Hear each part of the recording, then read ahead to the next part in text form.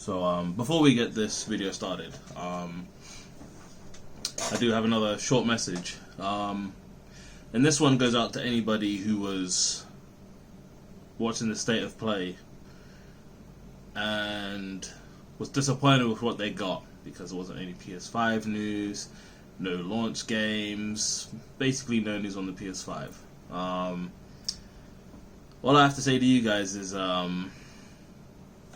congratulations, you played yourself. Damn.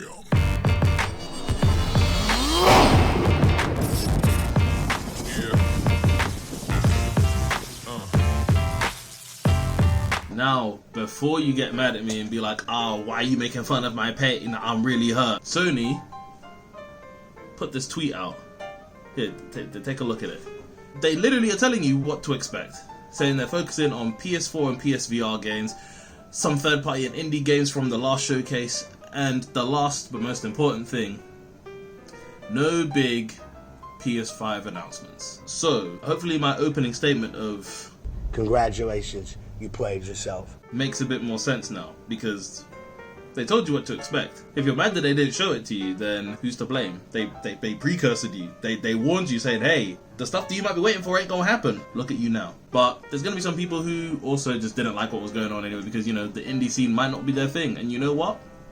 That's fair enough if it ain't your thing. You know, that just means that this particular state of play wasn't for you. But for the people like myself who I was excited for, and who may not have had the time to rewatch it, or maybe haven't even seen it, here's a list of what they actually showed us. Crash Bandicoot 4, It's About Time, Hitman 3, Braid Anniversary Edition, The Pathless, Spelunky 2, Genshin Impact, Aeon Must Die, Anno Mutationum.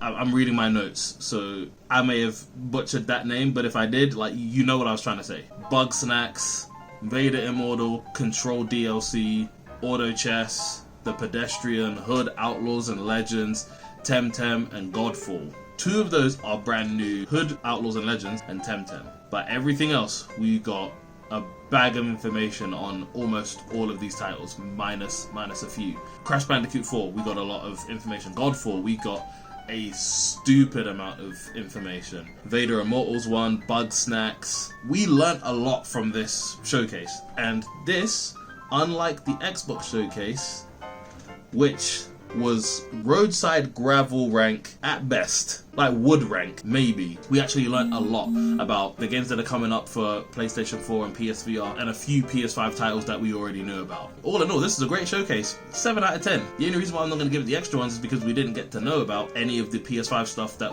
I believe as consumers we should probably know roughly right about now. But they said they weren't going to release none of that information, so I'm not mad about it. It's just the case of, in the terms of showcase, if they ended it with prices for PlayStation 5 and stuff like that, 10 out of 10 showcase, I would have 0 complaints.